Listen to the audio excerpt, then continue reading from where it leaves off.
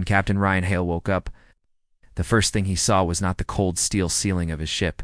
It was a pair of golden eyes staring back at him. For a few seconds, his sleepy mind tried to understand what was happening. He blinked twice, rubbed his eyes, and then froze completely.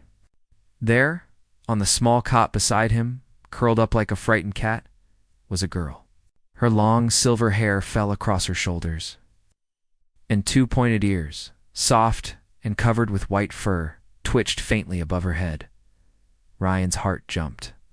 What in the galaxy? He muttered under his breath, pulling the blanket slightly away. The girl's tail, long, bushy, and pure silver, was wrapped tightly around her waist. She looked peaceful, even innocent, but this wasn't normal.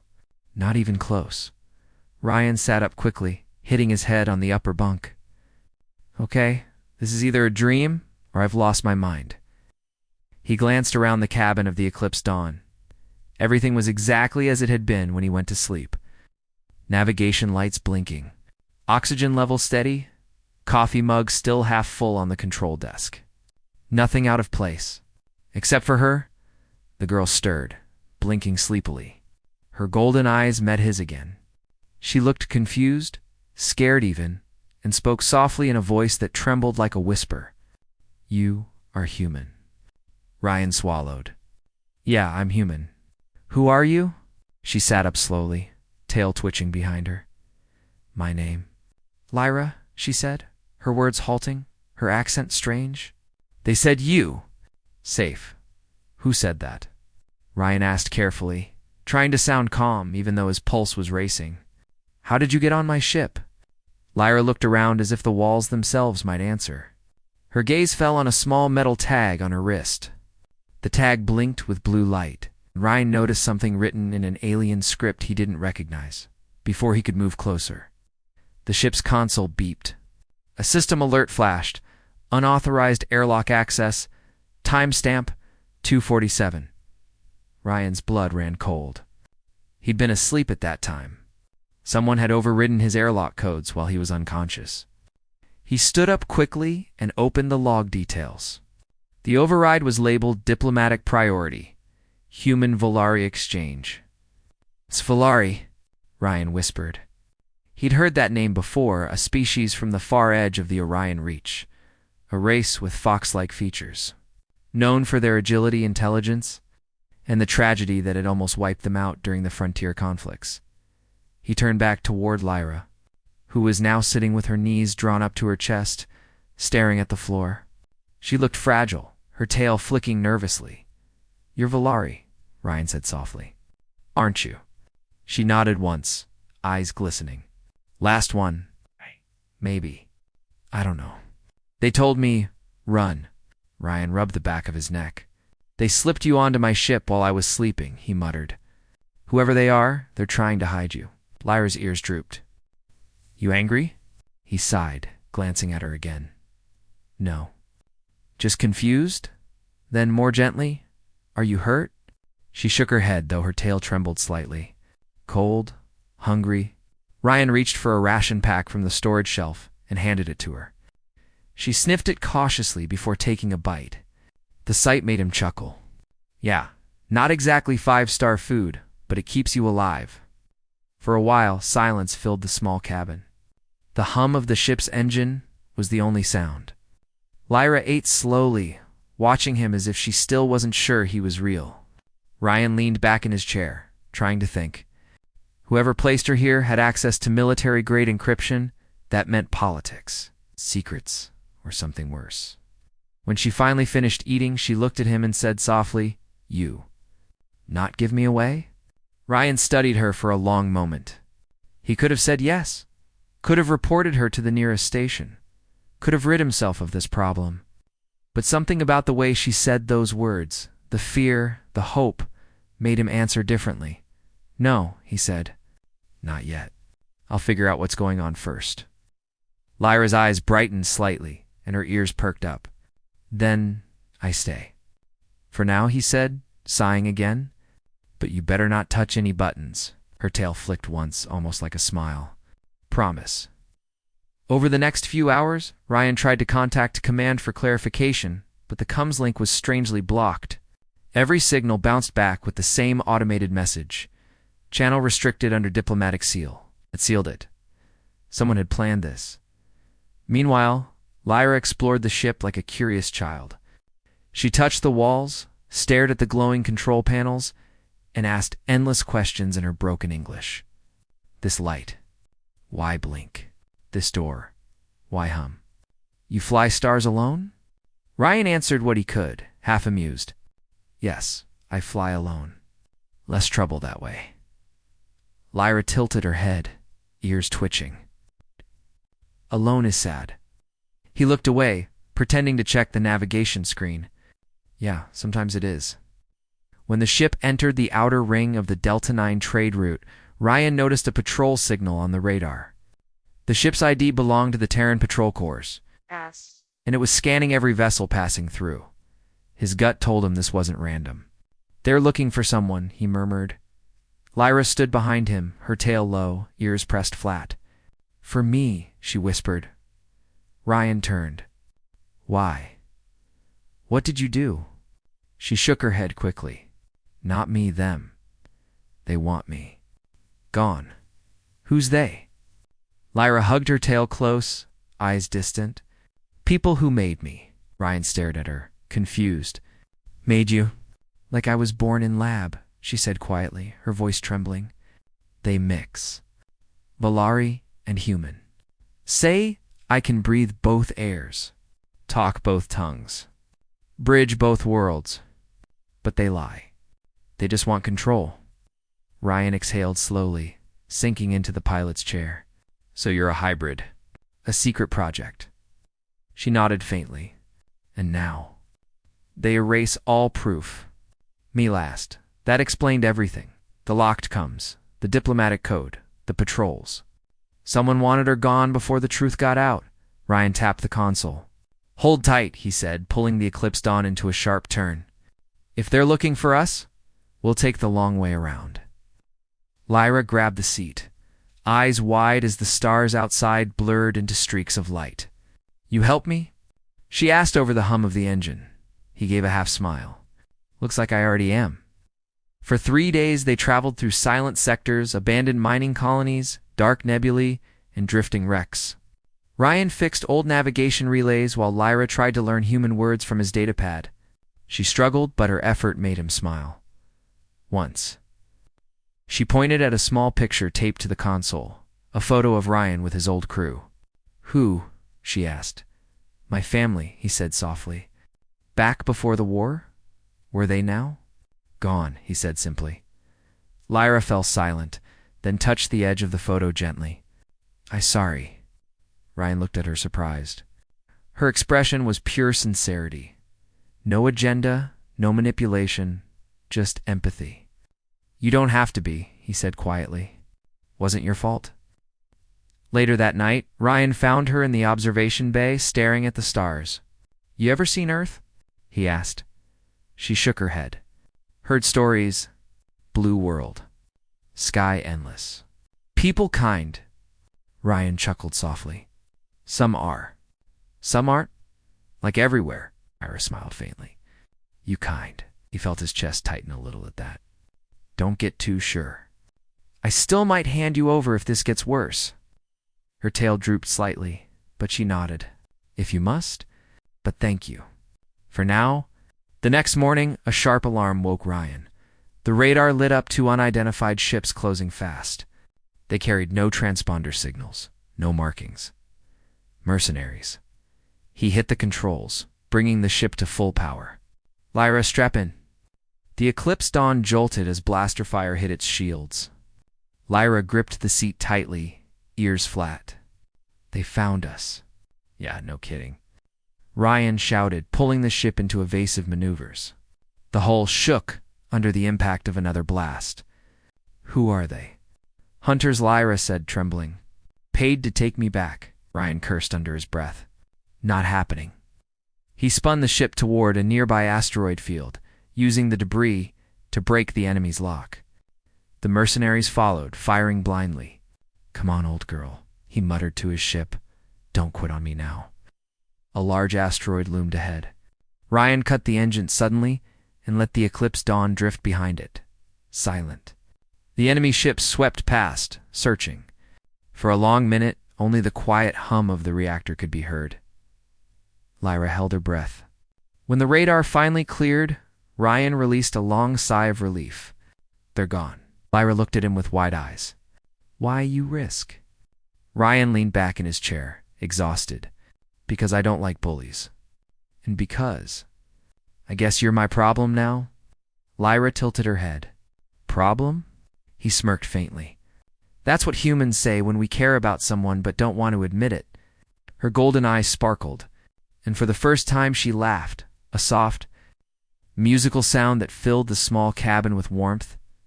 Hours later, when the danger had passed, Ryan checked the comm systems again. A new message was waiting encrypted. With no sender ID, he opened it carefully. Captain Hale, return the specimen immediately. Failure to comply will be treated as treason. He stared at the message, jaw tightening. Specimen, he repeated quietly. That's what they call her. Lyra was asleep on the cot, her tail curled neatly around her. She looked peaceful, innocent, not some specimen or weapon. Just a lost soul trying to survive. Ryan closed the message and deleted it. He turned off the lights, leaving only the soft glow of the stars shining through the viewport.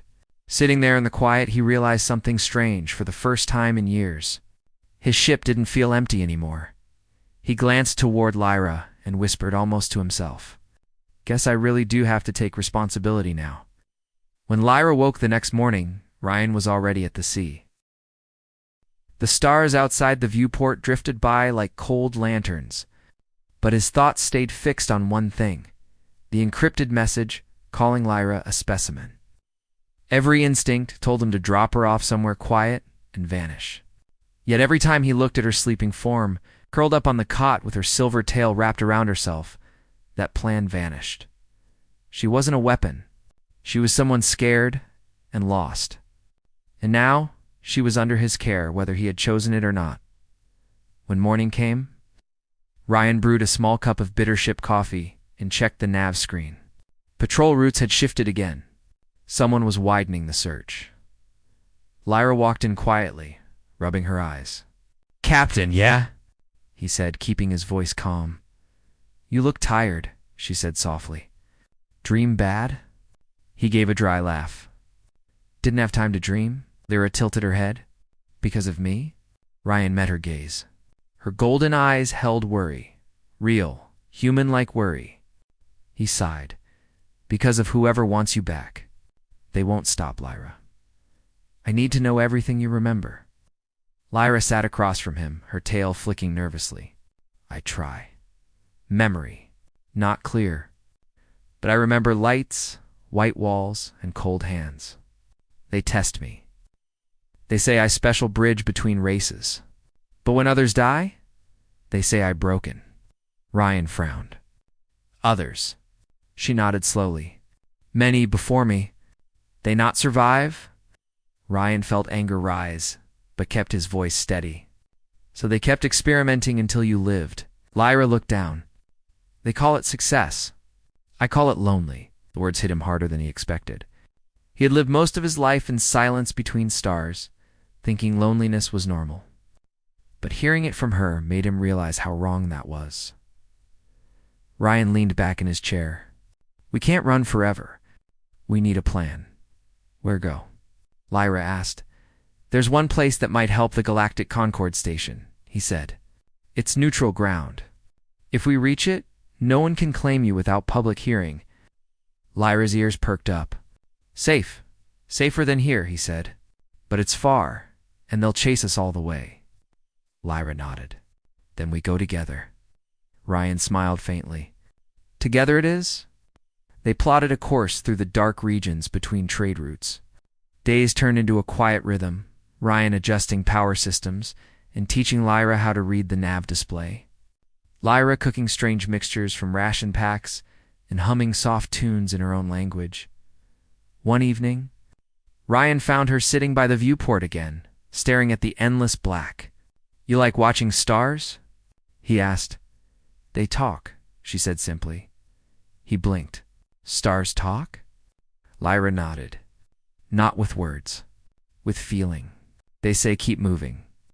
Ryan chuckled softly. That's good advice. Then, after a pause, she asked, Why you help me, Captain? You could give me back, get reward. He looked out at the stars. Because I've seen what happens when people stop caring. I fought in the frontier wars, saw too many lives wasted. Maybe helping you makes up for some of that. Lyra smiled gently. Then you good man. He shook his head. Just a tired one. 2 days later, the quiet ended. An emergency alert flashed red across the console. 3 ships were approaching fast, armed and closing in from different angles. Ryan cursed under his breath. They found us again. Lyra grabbed the rail beside her. Same hunters? No. These are military. He checked the transponder. Terran Defense Command. Lyra's ears flattened. Humans. Yeah, and they're not here for tea. The comm system crackled to life. Cargo vessel Eclipse Dawn. This is Commander Varen of the TDC. You are harboring restricted biological property. Power down engines and prepare for boarding. Eh? Ryan switched off the transmitter. Not happening. He looked at Lyra. Buckle in. The ship roared forward as Ryan forced the thrusters to maximum. Laser tracking beams lit up around them. Alarms blared. Lyra's tail bristled. They fire? Not yet. They want us alive. Ryan dove into a dense gas cloud, sensors going fuzzy. Static crackled across the screens. They'll lose lock for a few minutes, he said. Lyra pressed her hand against the console. I can hide us. He looked at her. Hide us. She closed her eyes, ears twitching slightly. My kind can bend energy. Not much, only near ship systems. Let me try.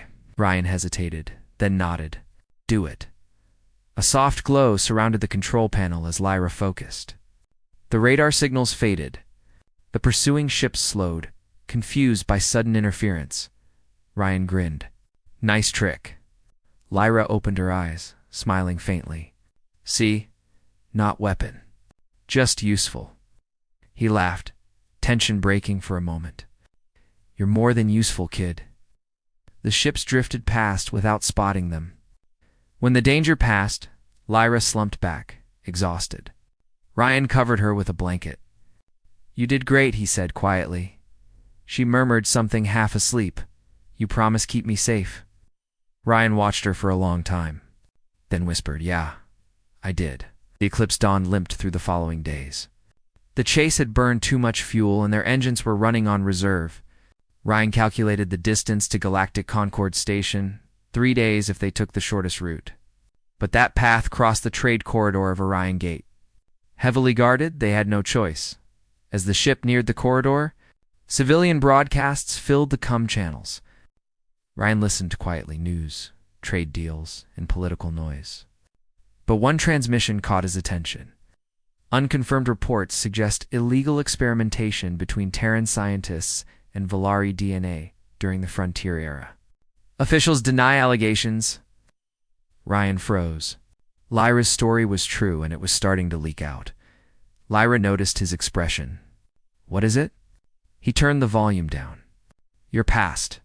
It's already reaching the news. Lyra's eyes widened. Then they know I alive. I nodded. Which means more hunters.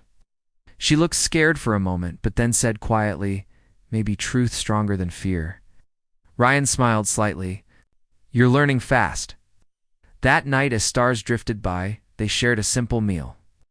Lyra had learned to make soup from ration powder and water, adding bits of dried fruit she had found in the stores. It actually tasted better than most of Ryan's cooking. When they finished eating, Lyra asked softly, Captain, if something happened to you, what'd I do? He frowned. Nothing's going to happen to me. But if, she insisted gently. What then? He thought for a moment. Then you keep flying. Find people who listen. Show them who you are. Lyra nodded slowly. Then I promise. Smiled. Good. But don't plan my funeral yet. Lyra giggled and the sound eased the weight on his chest. The next morning, the ship finally reached the edge of the Concorde system. The station's giant rings glowed ahead like a crown of light. Relief filled Ryan until a red warning flashed again. Multiple contacts, inbound warships. Terran insignia. Lyra gasped. They here too. Of course they are, Ryan muttered, tightening his grip on the controls. They'll destroy us before we dock. A voice boomed over the comm. Captain Hale, stand down. You are carrying government property. Release the Volari hybrid and surrender. Ryan looked at Lyra. Her eyes were full of fear, but also trust. What do we do? She asked. He thought for a second, then said, We tell the galaxy the truth. Ryan guided the ship toward the outer broadcast satellites. The warships circled closer. He opened the main communication channel, linking it to every nearby frequency. Lyra said, You can access your genetic data through the console, right? She nodded quickly. Yes. Why? Upload it. Broadcast everything. Lyra's hands trembled as she typed on the screen. Streams of glowing data filled the monitors, genetic codes, lab files, and sealed research logs. The broadcast spread like wildfire. Attention, Ryan said over the channel, his voice firm. This is Captain Ryan Hale of the cargo ship, Eclipse Dawn. The Terran government has hidden the truth about the Volari hybrid program. The girl on my ship is not a weapon. She is proof of what we lost and what we can still become. Lyra's voice joined his, soft but clear. We are alive. We not tools. We want peace. The words echoed across networks, carried by thousands of receivers. Civilian ships began relaying the signal further, amplifying it beyond the sector. Inside the warships, confusion spread. Commanders argued through their channels. Some crews hesitated to fire. The truth was out now. Any shot would be seen by billions. Ryan turned to Lyra. They can't hide you anymore. Tears welled in her golden eyes. Thank you, Captain. A small explosion rocked the engine. One of the pursuing vessels had fired a warning shot. The Eclipse Dawn began to lose power. Engines hit, Ryan shouted. Brace yourself. The ship spun violently, alarms screaming. Ryan struggled to keep it steady while Lyra clung to the seat. Sparks burst from the console. Then everything went dark. When Ryan opened his eyes, everything was quiet. The emergency lights flickered dimly. He groaned and pushed himself up. Lyra was beside him, unharmed but shaken. You okay? She asked. Barely, he muttered. He looked out the cracked viewport and saw the massive Concorde station right ahead. Emergency drones were towing their crippled ship toward the docking bay. They're helping us, he said in disbelief. Lyra smiled weakly. Maybe they heard us. When the airlock opened, medics and officials surrounded them. Cameras flashed. Ryan's head spun. He could hear people shouting, That's the Volari girl. It's true. They survived. He felt hands guiding him onto a stretcher, but he caught sight of Lyra standing nearby, her silver hair shining under the station lights. For the first time, she didn't look afraid. Days later, Ryan woke in a recovery ward. The window showed the calm lights of Concorde orbit. His injuries were minor, but the political storm outside was massive.